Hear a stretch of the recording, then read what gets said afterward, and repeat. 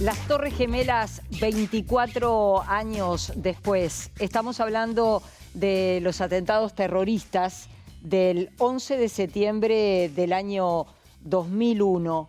4 aviones fueron utilizados, 4 aviones comerciales fueron utilizados por 19 terroristas.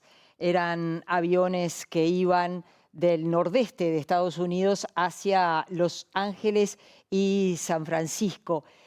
Con el correr de las horas se supo que el objetivo era el corazón de Estados Unidos. Estamos hablando de las Torres Gemelas que cayeron en 1 hora 40 minutos, el Pentágono que fue golpeado pero no destruido, y también el objetivo fue el Capitolio de los Estados Unidos, pero este avión no llegó finalmente a destino. Los 19 terroristas murieron en el atentado. Inmediatamente que ocurre, se empieza a hablar con el correr del paso de las horas del grupo islamista Al-Qaeda, encabezado por su líder Osama Bin Laden. En Estados Unidos se reportaron 3.000 muertos y 25.000 heridos. El mundo, a partir de este atentado, se configuró de una manera diferente. Hay un antes y un después. Todos en Occidente nos preguntábamos qué estábamos haciendo ese 11 de septiembre del año 2001, cuando empezaron los atentados a las 8:40 de la mañana. Nosotros estuvimos con 2 politólogos, analistas políticos, como son Daniel Chasquetti y Daniel Buquet, porque ellos se encontraban en Estados Unidos participando de un seminario de ciencias sociales. El día que ocurre el atentado debían volver a Montevideo, pero evidentemente eso no fue posible. Por eso nos acercamos hasta la Facultad de Ciencias Sociales y mantuvimos la siguiente conversación. El domingo arrancamos para Nueva York. ¿Cómo fuimos? ¿En bondi? Sí, en bondi. No teníamos un mango. Y yo era la primera vez que iba a Nueva York. Y me acuerdo que éramos tan pobres que nos fuimos al albergue de la YMCA y la Sociedad que eran jóvenes. Lo más barato que conseguimos, que por cierto no era barato. Porque yo me acuerdo que eran $90 por día. Se tenía que venir. El martes 11 de septiembre teníamos marcado el boleto para volvernos esa noche, ¿no? Era la noche que salía. Y amanecimos con un lío descomunal. Sí, claro, no entendíamos nada. De hecho, nosotros no habíamos salido todavía era muy temprano, tipo 9 de la mañana. Esa hora para nosotros es temprano. Y el primer choque del avión, yo pensaba que era un accidente. Yo estaba en el baño. Y yo le empecé a decir, Chasquetti viene corriendo al baño, viene corriendo porque en la YMCA los baños no son privados, ¿viste? Son baños colectivos. Y entonces yo estaba en el baño y Chasquetti aparece en el baño gritando, che, ocurrió un terrible accidente. Y yo no le creía nada. Claro. ¿Qué me estás molestando? No me molestes. Claro, y después cuando apareció el segundo avión era obvio que no era un accidente, pero lo vimos por televisión, eso, y bueno, inmediatamente después salimos a la calle y bajamos empezamos a caminar. Bajamos al lobby, estaba lleno de gente. Estuvimos como 1 hora mirando la tele, entre las 9 y las 10. Bueno, toda la información, ¿viste? Todavía no se habían caído las torres, pero ya se sabía que eso era tremendo. Toda la gente del hotel en el lobby, sí, había como colas en los teléfonos, porque queríamos avisar que estábamos bien, porque nos dimos cuenta que era algo terrible y que esa noticia se había globalizado. Y los días posteriores fueron de una ciudad que estaba vacía. Sí, y además primero miedo, luego como de rebeldía y nacionalismo, porque empezaron a aparecer las banderas de Estados Unidos en los balcones, en las casas, y bueno, nosotros lo que hacíamos era ir todos los días hasta la zona cero, que era... No llegábamos porque no nos dejaban, íbamos al sur de Manhattan hasta donde nos dejaban. Era la avenida Houston. La avenida Houston que es donde empieza, yo qué sé, Downtown, estaba cerrada, íbamos para ahí, y de nochecita, digamos, y buscábamos algún lugar para comer y tomar una cerveza. Estaba casi todo cerrado, o sea, que el 10% de los bares estarían abiertos, los demás estaban todos cerrados, y el clima no había clima de fiesta en ningún boliche. No, claro. Y además en esa zona, yo me acuerdo una noche que vimos a los familiares de las víctimas, ¿no? Que estaban con fotos y con velas. Un grupo, sí, porque se empezó a juntar. Nos hacía acordar a la época de la dictadura, ¿no? Los familiares desaparecidos era igual, pero estaban con velas y con fotos, y se estimaba ya que estaban por encima de 300 muertos. Y había una estación de bomberos que nos quedaba en la pasada, donde también había habido bomberos que murieron, ¿no? Y entonces estaba lleno también con las fotos y flores en homenaje a estas víctimas que en realidad no estaban en el edificio, sino que son los que entraron a intentar rescatar gente y algunos quedaron adentro. ¿Y de política escuchaban que se hablaba? En general, no se hablaba. Había como un consenso, ¿no? De que esto había sido un ataque. No lo esperaban, era como que Estados Unidos en ese momento era como el lugar más seguro del mundo.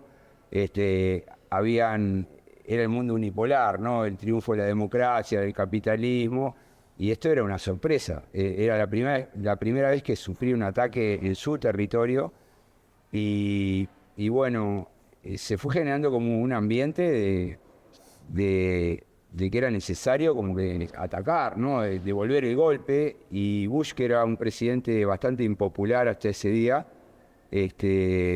me parece como que eso es lo que le permitió tomar la decisión, porque había un ambiente como para tomar una decisión de contraatacar, y bueno, después vino la invasión, primero a Afganistán, ¿no? Y eso le permitió reelegirse. Pero en esos días no, esto es posterior. Claro. De hecho, también hubo cuestionamientos que en esos días no aparecieron. Claro. Los primeros cuestionamientos de cómo pudo haber ocurrido este ataque y no lo teníamos en el radar. El avión La reacción de Bush, después vimos esas imágenes donde el tipo está en un colegio, un jardín de infantes, y vienen y le dicen y él no sabe cómo reaccionar. Claro. Entonces hubo un momento de desconfianza. El avión que cae en el Pentágono, que es un episodio un poco extraño, pero no, en esos días no. Mirá que nosotros estuvimos desde el martes hasta el sábado, que ahí se abrió el aeropuerto y pudimos volver. Pero era como, nosotros no sabíamos, teníamos la incertidumbre de cuándo nos volvemos. Y bueno, hablábamos con la gente, pero estaba todo el mundo como en shock, toda la ciudad. Pero una ciudad que es impactante, el movimiento que tiene, bueno, era una ciudad muerta, fantasma. Y no funcionaban los servicios durante días, ¿no? Se fue restableciendo poco a poco, pero no funcionaba el subte, no funcionaba la internet en muchos lugares. De hecho, en algún lugar que quisimos pagar con tarjeta, no funcionaban los posts. Y hoy que han pasado 24 años, ese hecho que ustedes dicen, ¿cambió al mundo un antes y un después? Y yo creo que fue muy importante, ¿no? Porque fíjate que es como que de ahí en adelante, digamos que ese es uno de los focos permanentes de tensión internacional, ¿no? Es decir, que fíjate, tardaron 10 años en ubicar a Osama Bin Laden y lo matan en 2011, ¿no? El comando especial de Estados Unidos, estaba Obama de presidente, y bueno, digamos como que el terrorismo fundamentalista es como un actor, va cambiando, cambian los nombres, cambian los países, pero como que siempre sigue apareciendo como una amenaza para Occidente, un foco de tensión, y yo creo que el punto de inicio fue el 11 de septiembre.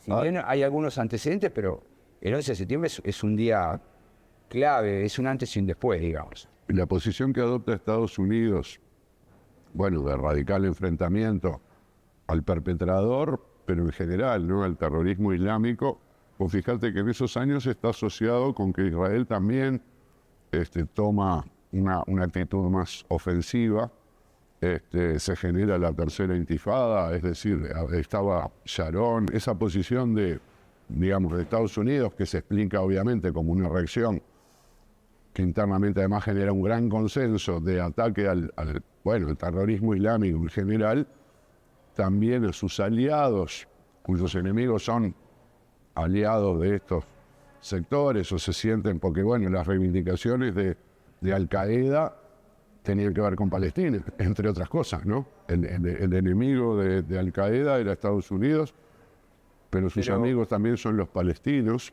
Pero además después tenés como una serie de atentados, ¿no? Porque después viene el atentado en Londres, el atentado en Atocha. Entonces como que son varios episodios que instalan esta idea de que, es un actor internacional que no es un país, es la guerra contra... Es una guerra distinta, ¿no? O sea, hasta ese momento la guerra era entre países. Esto es la guerra hacia un movimiento difuso que obviamente tiene algunos países que respaldan la logística y el financiamiento, pero digamos que pero Estados Unidos, un cambio. Estados Unidos además aprovecha para avanzar en una agenda geopolítica porque el ataque a Irak, el famoso ataque a Irak y las supuestas armas de destrucción masiva que tenía el gobierno de Hussein, no estaba asociado al terrorismo islámico. Pero claro. Son islamistas, están en esa zona, son claro. Enemigos jurados, en ese caso Bush todavía, con una agenda que tenía que ver con el petróleo, yo creo que más que con otros aspectos. Ataca a Irak, después surge, el Estado Islámico, surge ISIS. O sea, esta dinámica es una dinámica que por momentos es tremenda y ese tema en el Oriente Cercano no está saldado. Incluso 15 días después, 20 días después del atentado, hay una reunión en la OEA en la que Estados Unidos va a pedirle a los países como carta libre. Hay que reconocer que en ese momento el canciller uruguayo era Lino Perti, y Lino Perti planteaba, y el presidente fue que vaya, y planteaban, ¿no? Dentro de la ley todo, fuera de la ley nada. Estados Unidos iba a la OEA a pedir carta libre para... Lo que ocurre es que es muy difícil no reconocerle el derecho a reaccionar, ¿no? Porque la agresión era absolutamente insólita, ¿no? Incluso yo creo como que la originalidad de tomar 4 aviones y transformarlos en un misil, en 4 misiles, hacia, digamos, objetivos que eran algo así como eran como un emblema del sistema, ¿no? Nosotros el día previo estuvimos en las Torres Gemelas, ¿no? Incluso yo tengo una foto en mi Instagram el día de septiembre a las 18 horas, me la tomó Daniel, y claro, y me acuerdo una de que las últimas. Nos tomamos una cerveza en un bar que había frente a las Torres, y nosotros decíamos, esto es como, este es el corazón, ¿no? Del capitalismo mundial. Tenía esa cosa de que en verdad era muy simbólico. Y digamos que este tipo de atentado, la originalidad que tuvo, fue un shock, porque nadie esperaba algo así. Además, los otros 2 aviones tenían objetivos asociados, ¿no? Porque uno fue el que dio con el Pentágono y el que se cayó y se frustró probablemente iba a la Casa Blanca. Sí. O sea, los centros de poder económico, militar y político, que son los 3 factores de poder principales del imperio. Entonces, decirle que no, bloquear a Estados Unidos en esta reacción es muy difícil, muy difícil.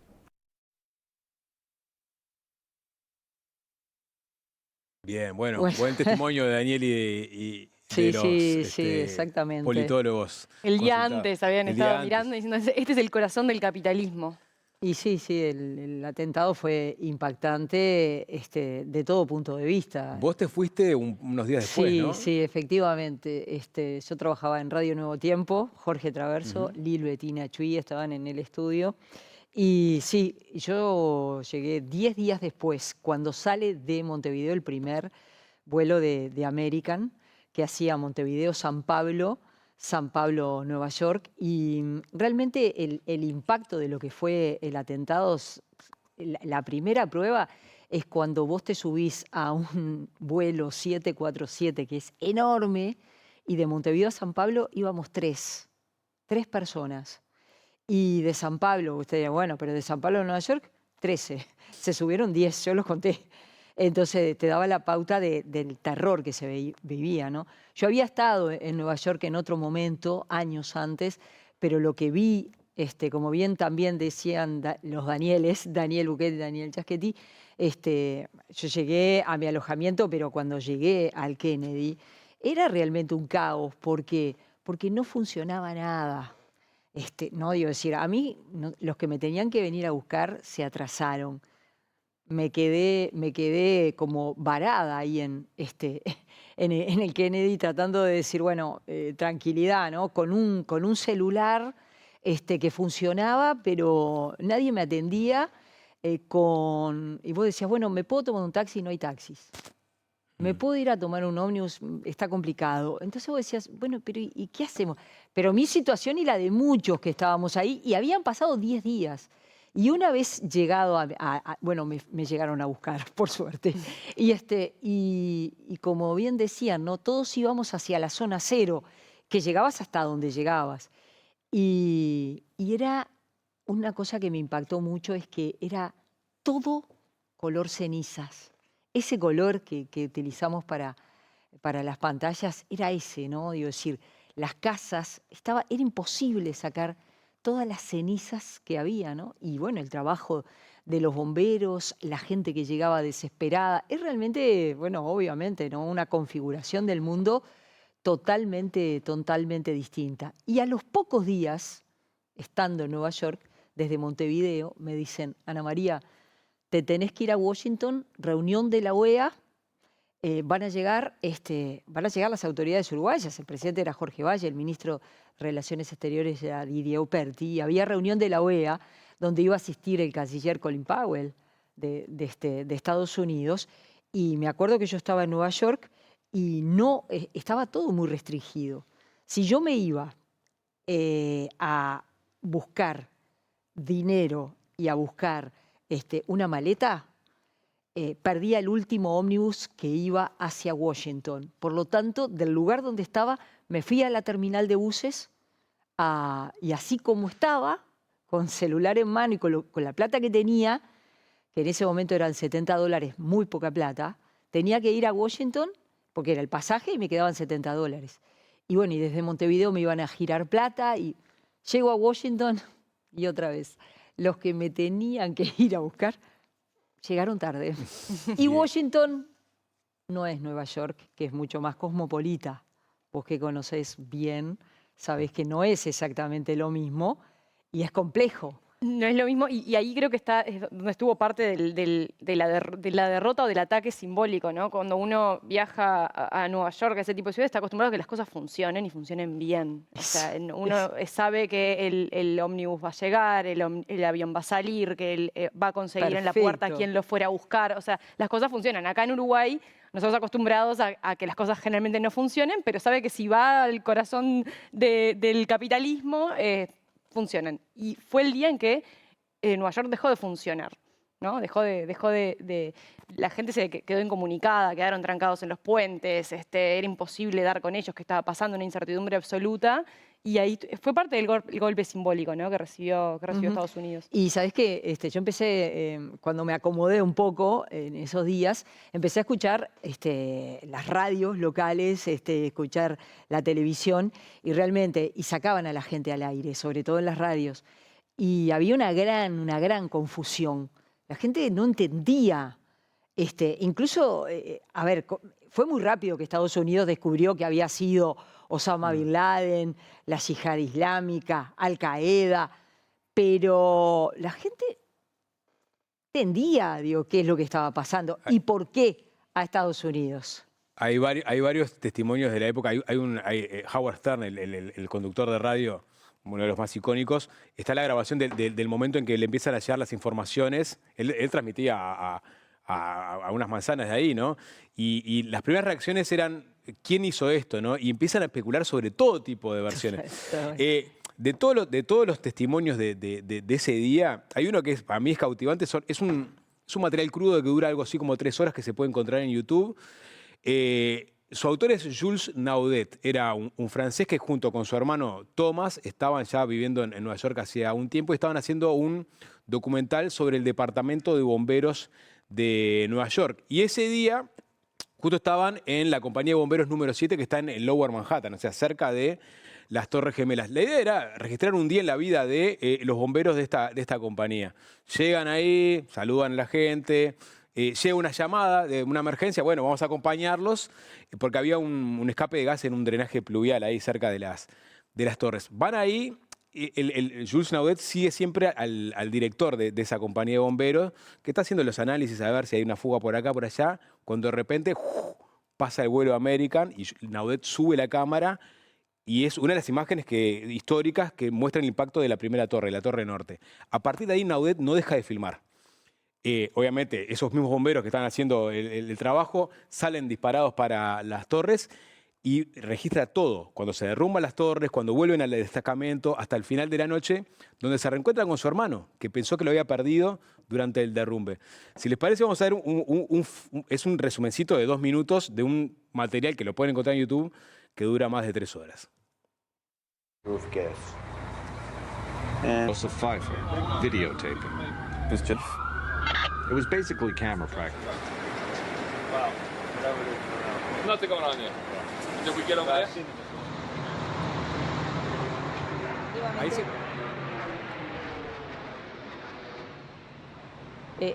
Ahí escucharon el ruido del del momento avión. Es impresionante, ¿no? Impresionante. Porque ellos están en su tarea y ocurre esto.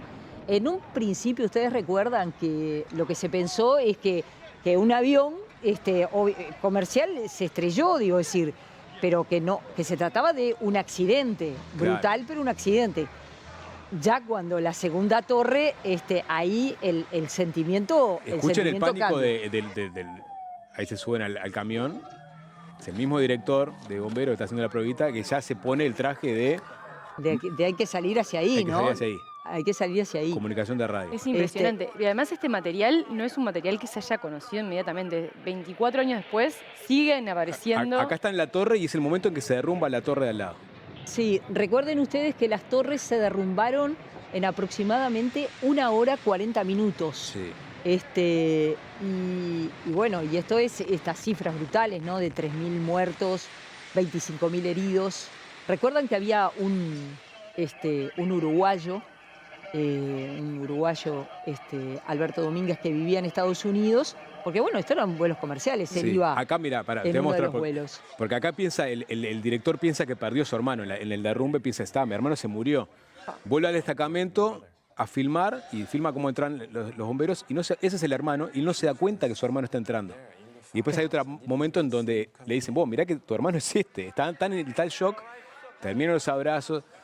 Sí, y de entrada un gran reconocimiento al trabajo de los bomberos en Estados Unidos. Yo escuchando las radios y mirando la tele, en la expresión de la gente, ¿no? De mucho agradecimiento. Sí, porque ellos entraban, la gente quería salir y ellos entraban a rescatar gente. Exactamente. Entraban. O sea, la Todos imagen que- es muy fuerte. Eso es muy fuerte porque obviamente todo, igual como todos los días posteriores, una gran concentración en torno al lugar, desde la gente que se había salvado y trabajaba en esos lugares, buscando amigos, buscando familiares. No, realmente un momento... 343 bomberos murieron ese Sí, día sí. y otros tantos murieron como consecuencias de Sí. Secuelas. las heridas, Bueno, o digamos, la inhalación de polvo. Hasta el día de hoy, los servicios médicos registran problemas de salud en aquellas personas que estuvieron tan altamente expuestas en este atentado.